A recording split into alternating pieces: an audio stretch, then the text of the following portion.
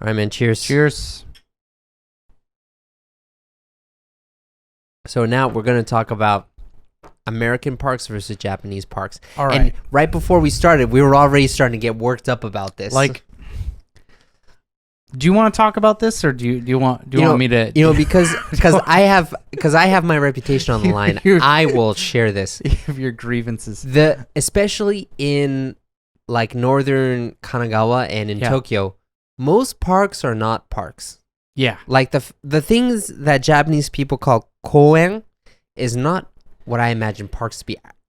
Yes. When I came to Japan and I would see it like a green plot on Google Maps and saw that it was a park, I'm like, great, let's go. And I would always be disappointed and depressed. Yep.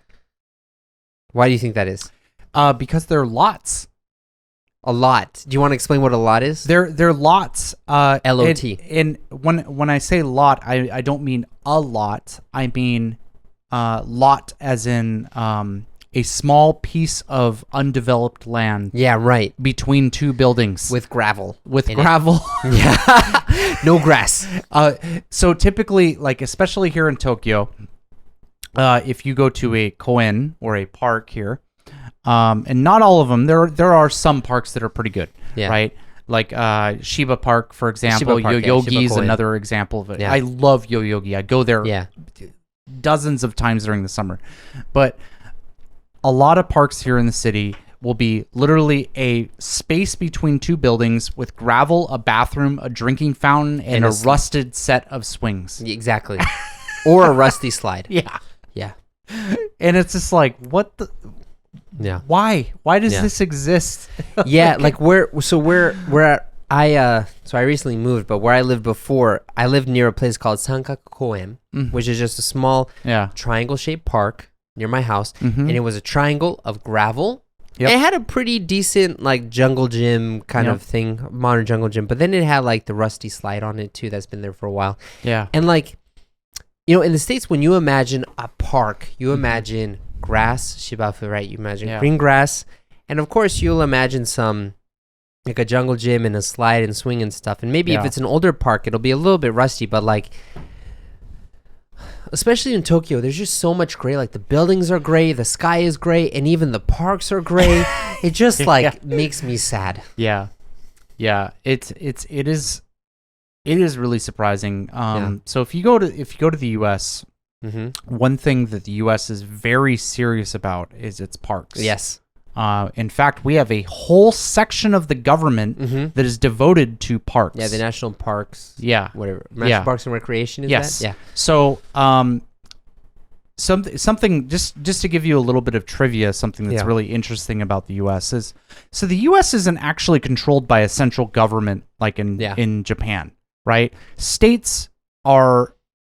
For a lot of in a lot of the sense, states are their own country. Yeah, right. Right. Just the same language, same currency. Yes, they use the same language, same currency, but like they can kind of make whatever laws they want to as long as they fit into like the federal or the national rule set. Yeah, right. Right. One thing that states don't have control over, though, is their parks. Yeah. Parks are a federal thing. They're controlled by the U.S. government. Yeah. So it doesn't matter if Washington State has a park. That park is maintained by the United States, not Washington. But is that like the big national parks, or does that include smaller parks, too? Well, it definitely is the national parks, but that's a good question. Yeah. I don't know if it goes down to the smaller parks. Yeah, so I remember, what was it, like Teddy Roosevelt or something? Yeah. In the teens, he was like, okay, we need to protect the redwoods and stuff like that. So he set up the national park system, for sure. Yeah. I think if a park says that it's something national park, then it's owned by the federal government. Yeah. Like Yellowstone. Mm-hmm. But like pretty much every state has significant portions of their land set aside for national parks. Yeah, right. Like I wouldn't be surprised, unless maybe you're talking about Rhode Island or something. I wouldn't be surprised if every single state had national parks in it. Yeah, right. I honestly, if somebody said that there's a rule that requires states to have that, I'd be like, yeah, of course, that makes sense. But yeah, so if you go to Washington, for example, I mean, Washington's got tons of national parks. I mean, pretty much all over the state's national parks, right? Yeah, right. And when you go to these places, there's like two kinds of parks. Well, so what's an example of a national park in Seattle, in Washington? I think it's called Olympic. The Olympic National Park. Is that by Olympia? It's on the peninsula. Okay. By the Olympic mountain range. Okay. I want to say it's called Olympic. I never go to the peninsula, so I'm not good at that. Yeah. But near the Cascade Mountains, all of that area, all of that forest area is national parks. If you go to California, I mean, the really famous California national parks are the Redwood Forest, right? Redwood Forest, yeah. And so like I said, there's like two parks. There's two kinds of parks that I think Americans think about, right? If you talk about parks, the first one is like the wilds, basically. Like there's little to no infrastructure at all. There's like maybe a parking lot and that's it. And it's for camping, it's for hiking, it's like just going out and getting away from civilization. Yeah, right. Like I think when you talk about parks to an American, I think that's kind of like the first thing that like comes to their mind, right? And then the second one is this is like a little bit more towards civilization, where you're talking about like several soccer fields combined, and it's just grass. Yeah, right. Yeah, and big sweeping grass. Yeah, and so that would be like more of a recreational park where you go and like, maybe you bring your kids or bring your dog and you're just kind of playing for the day. Yeah. And I definitely feel like Japan has that. Like, I'm not saying that you can't find that, because you can, but like, especially in the urban areas, it doesn't really exist. Yeah, it's funny because now that you say that, so in my experience with like local parks, because I actually haven't been to that many national parks before, but for local parks, there's always a baseball diamond, yes, a basketball court, yep, and a lot of grass. Yep. Sometimes they'll have tennis courts, but it's like those three things. Yeah. Things, and also they have like pull-up bars or like stretching. Yes. Things that they set up or whatever. Yeah, it'll be like right by the parking lot. They'll have like these exercise bars. Yeah, right, right. So like that's kind of like the set here. But the key thing is that there's always grass there, and that's the thing that really shocked me when I came to Japan. When I would see like a park. In Tokyo, there was no grass. Like no grass. Yeah. Yeah. So like where I moved to in the Yokohama area, there's a lot of parks with grass and stuff, but you don't have those wide sweeping lawns. Like the only real park that I know that has like wide sweeping lawns is like Yoyogi Park. Yeah. Or like even like there's a park in Katsushikaku, but that's got like ponds and like roads and stuff. It's not really like there's no like sweeping lawn. I don't mean to humble brag here, but Tsujido Seaside Park in Shonan. Dude, I believe you, because Shonan's on a different level. I would live there if I was single, man. I would already be living there if I was single. Yeah. Like when we first moved there, my wife and I like took a walk through the park, and it's just like these little subtle hills of just green grass everywhere. Oh, dude, don't tell me I might have to move there. I just moved to a new place. Jeez. So it's cheaper. I believe that. So when you first like came to Japan and you saw the parks, what was another thing that kind of like surprised you? I think the thing that surprised me was just there's just not much to do there. Yeah. So like I think like when I think of a park as far as like activities, I think of like a lot of cardio based activities, right? You're running around, you're like, you're playing like frisbee or soccer or like something that requires like a pretty large amount of space to do. And obviously you can't do that here in Tokyo. You just don't have the land space for it. So like I shouldn't say there's not much to do, because you do see these parks are used all the time. You always go to these parks, so there's people in them. There'd be old people there, and there's usually teenagers hanging out there.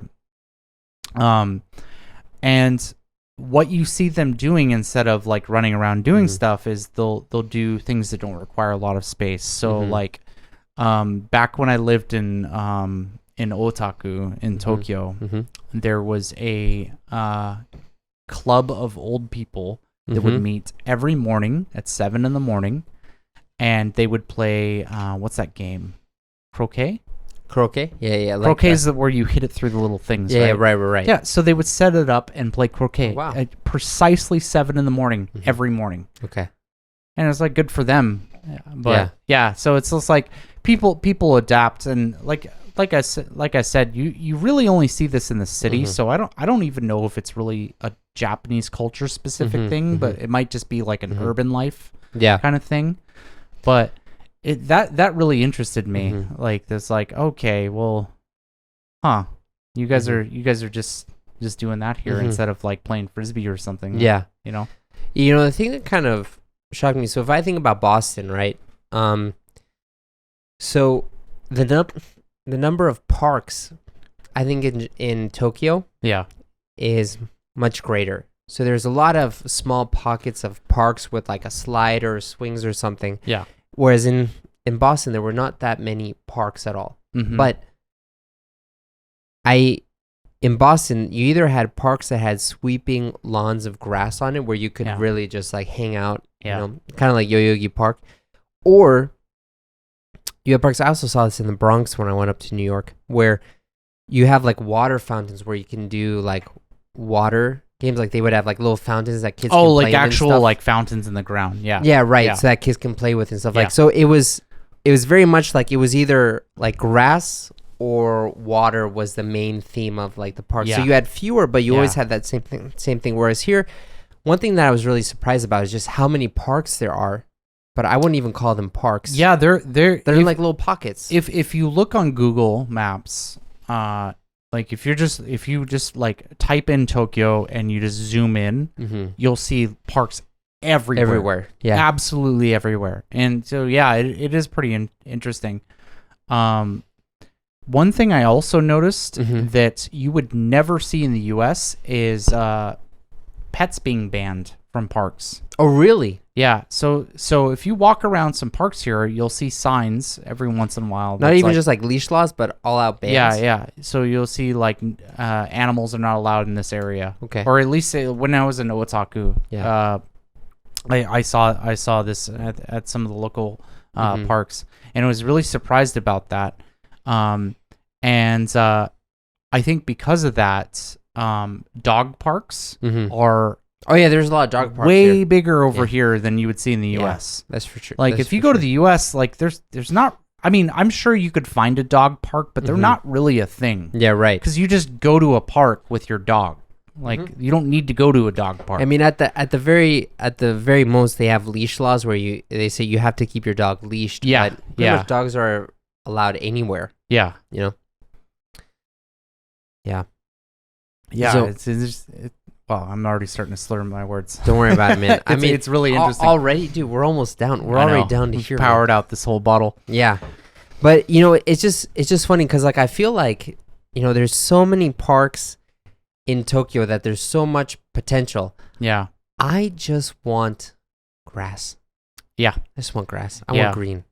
One thing, though, that I will say that I do like about big parks here in Japan. I mean, we like Yoyogi Park. Yeah, like Yoyogi Park, or I'm even kind of thinking like the more of the national forest parks. So even bigger than Yoyogi is Japan puts a lot of effort into cleaning the parks. So like for example, if you're going to Fujisan, there's a lot of national parks around Fujisan, Mount Fuji.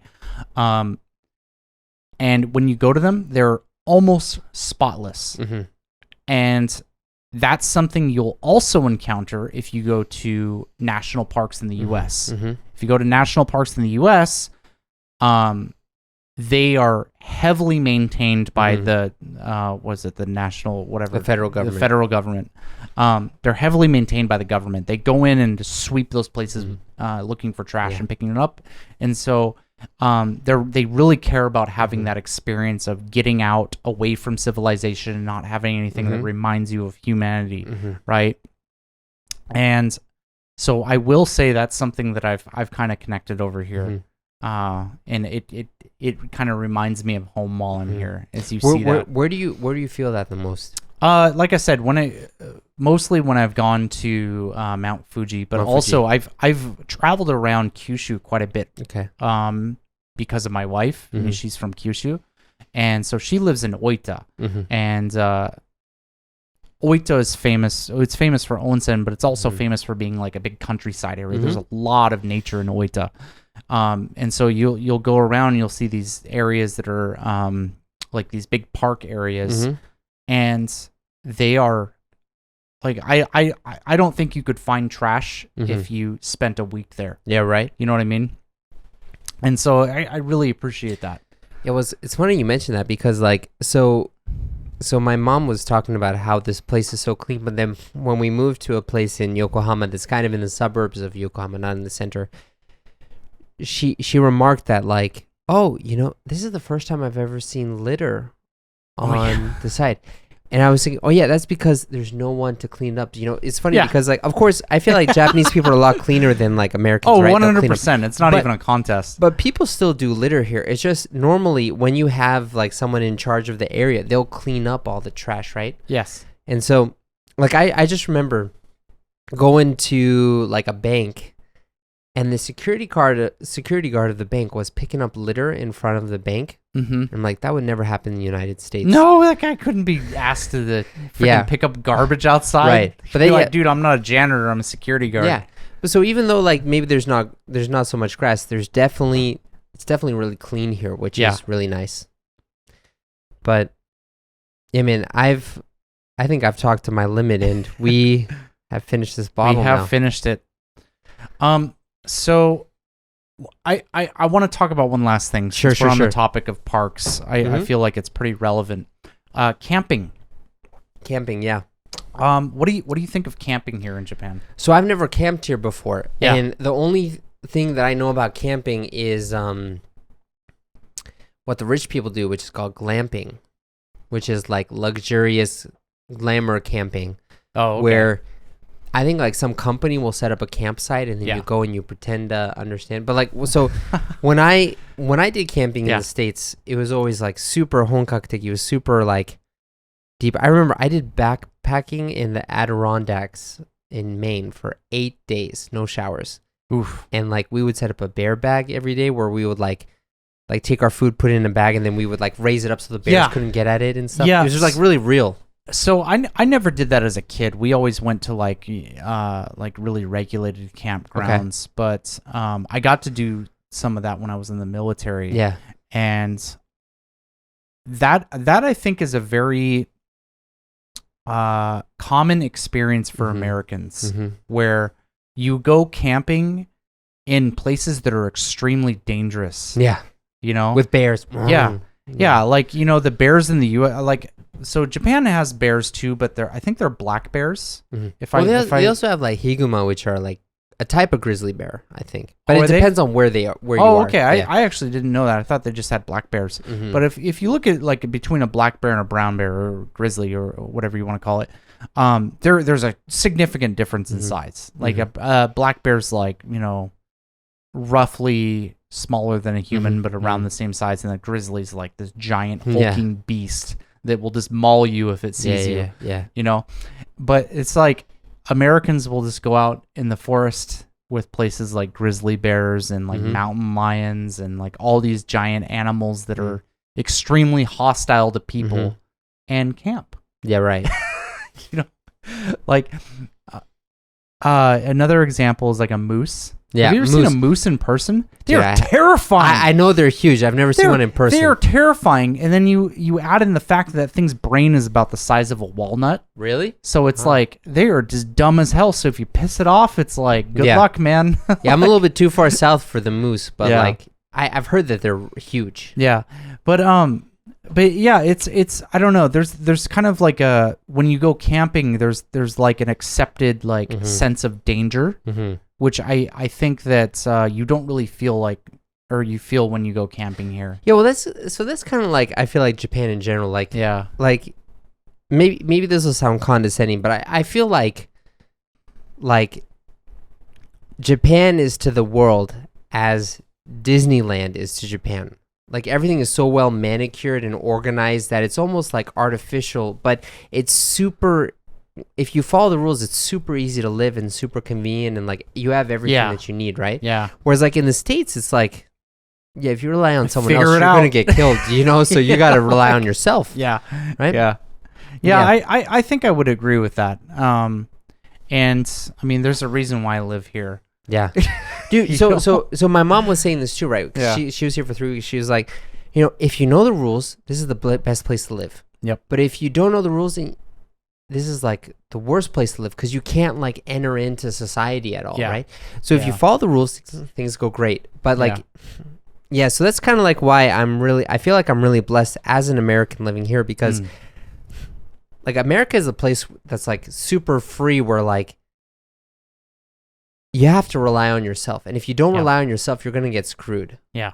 Whereas like Japan is the exact opposite of that. So I can like experience the best of both worlds. Yeah. I feel. Yeah. But. All right. Well, we finished our bottle. I think we'll call it quits from here. Yeah, dude. I'm already super messed up. We need to go get some like food or something. Yeah. This was pretty strong. Yeah, it was really good though. It was super tasty. Yeah. Dude, I'll see you next time. All right.